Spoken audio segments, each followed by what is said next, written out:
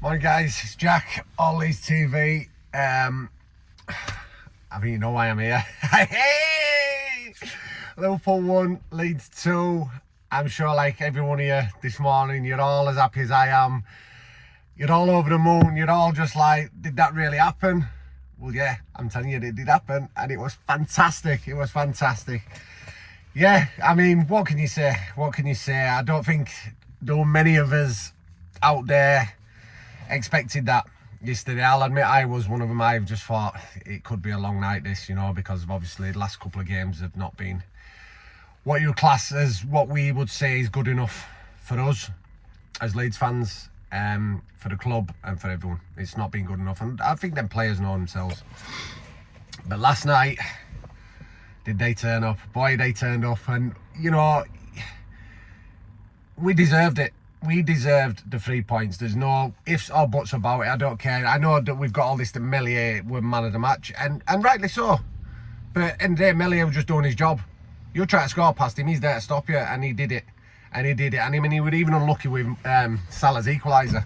He nearly got an hand to it.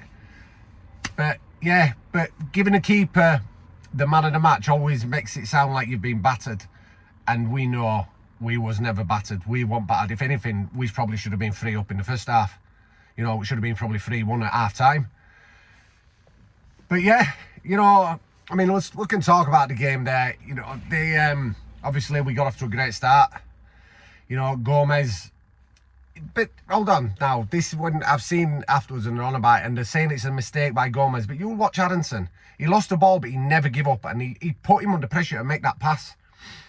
And obviously the pass is going to skew. And this is one thing that I don't think I've seen a few commentators haven't picked up on. If you watch Van Dijk ain't even watching, and Rodrigo comes in behind him. So why, they're all blaming Gomez and Alisson. You watch Van Dijk, he's not even watching the ball.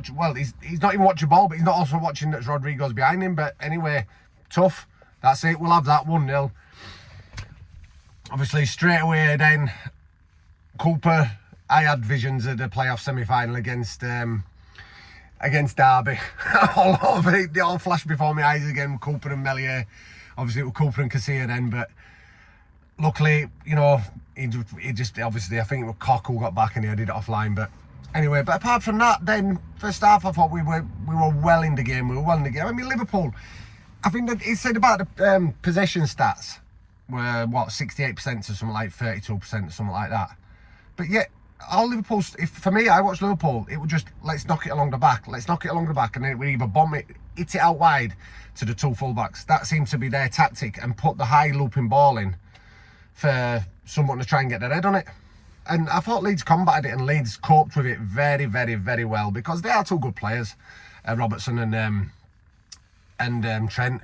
And to be fair, I think that Andy Robertson should have probably, if at the very least, got a booking, because he did leave his footing on Meslier, and he did. And you watch it afterwards, he left his footing. So yeah, obviously it won't go for us. It never got a VAR or anything like that, and to be looked at. But yeah, and then the second half, I thought it just carried on as the first did. They just showed so much hunger, desire, heart, and that's all. Me as a Leeds fan, that's all I ever want to see. That's just it. It's that badge, that shirt. That's all it's about. And they showed it from all game. They were brilliant, and I'm just so happy and I'm so proud to call myself a Leeds fan today. Which I'm proud every day. But today, he just feels, yes, get in. But I'm not wanting to bring anything down here. But the thing is now, this will not matter if we don't go and beat Bournemouth next week.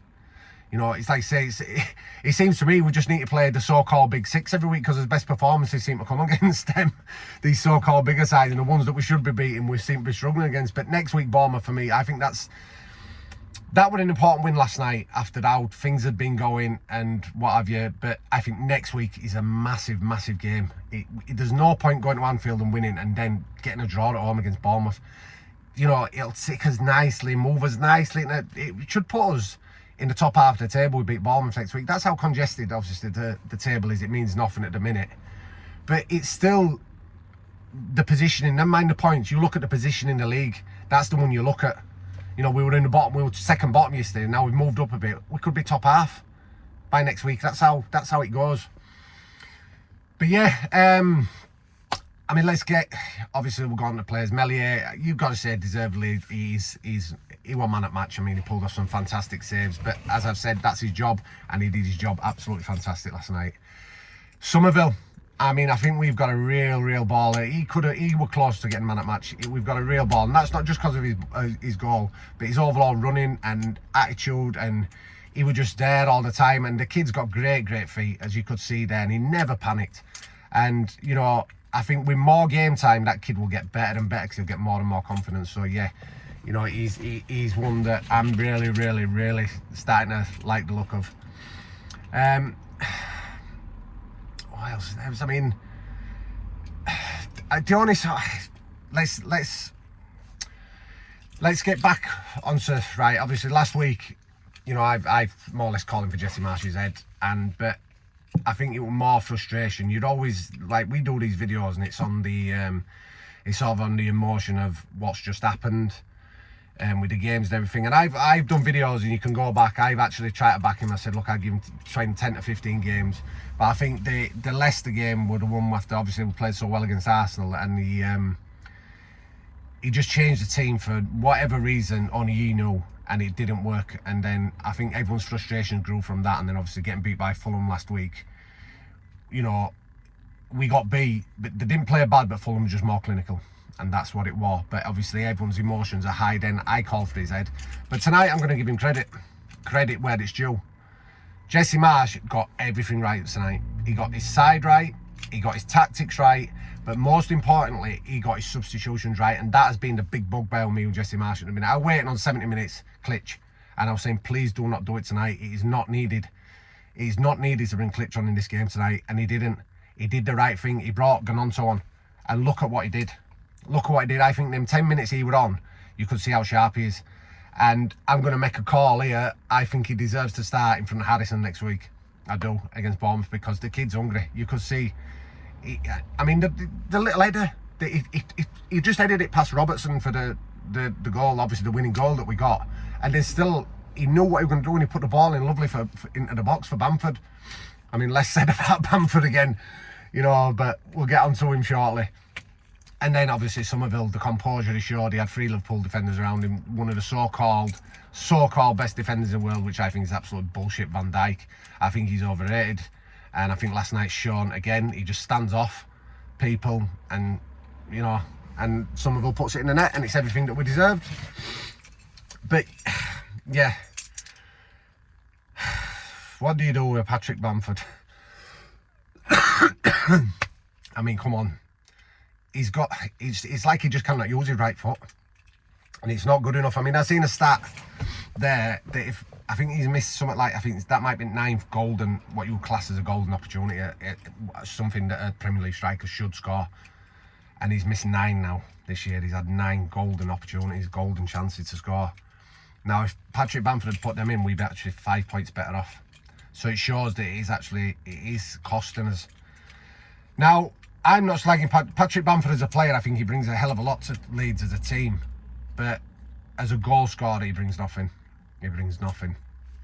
And I don't know, would he be better as just playing behind someone like a Rodrigo up front? I don't know. It's an hard one, do you know what I mean? Because I don't want to just say, get rid of Patrick Bamford, but it is costing us. You know, that could have cost us last night, you know, but obviously Somerville got the goal at the end. But I do think that if Somerville hadn't got that goal, I think that chance that Bamford had would have been getting a hell of a lot of scrutiny. It'd have been getting absolutely hammered on social media again. I know that people are still saying bits and bats about him, but I think it'd have been a hell of a lot worse for him this morning. You know, another golden opportunity that he's missed. But that's, you know, I don't want to bring anything negative into the day. It's just like I'm trying to look at things that need improving as well as the things that are good, which we just witnessed last night. Everything about last night was good. Also, you've got to say about Tyler Adams. I mean, where does he fight? He's like a Duracell bunny. I mean, he said we run 6, I think it was something like 68 kilometres. We'd run 11 kilometres more than Liverpool, and they'd run something like, I don't know, 57. I think out of them 68 kilometres we ran last night, Thailand must have done about 47 kilometres of that, of all that. That man he's a monster. He's an absolute monster. He must cover every blade of grass 6 times during the game. Do you know, when he's in the team, you feel secure. You feel secure. And yeah, wow. As I say, Jesse Marsh, I'll just say, you know, you've got it right last night. So I think that, you know, a lot of Leeds fans, me included, can eat a bit of humble pie this morning and just say, yeah, but now you need to get it right against Bournemouth next week. That's the important one. And it's the important one for us all, I think. So yeah, enjoy your Sunday. I'm sure if some of you are nursing massive hangovers, which I'm sure there will be a few of you, just have a hair at dog and get back on it and celebrate even more. That's what I say. But anyway, yeah, love to everyone. Enjoy your Sunday, enjoy the rest of your week, and we'll see you all at Bournemouth. Leeds, come on!